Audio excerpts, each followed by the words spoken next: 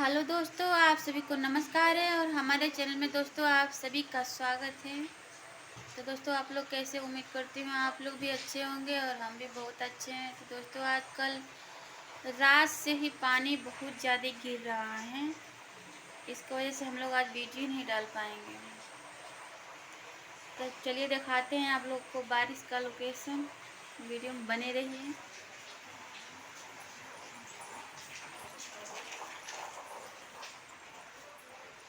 तो ये देखिए हमारे भोले बाबा को अभी तक नींद आ रही है।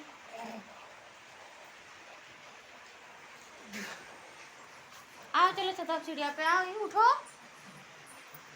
आओ गई थी, उठ जाओ।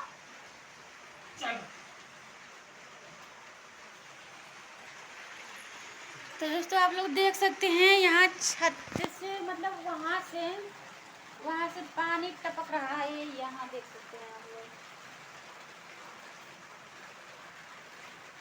यहाँ से देखिए पानी कितना बुरा गिर रहा है। हमारे घर में पानी का चांटा लगा हुआ है।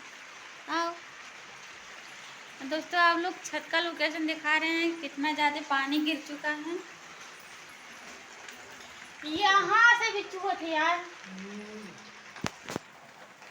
ये भी ये चूहे थे भैया।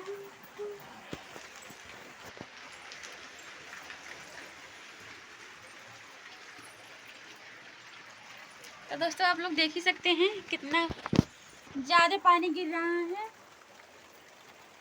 देख सकते हैं दोस्तों आप सभी।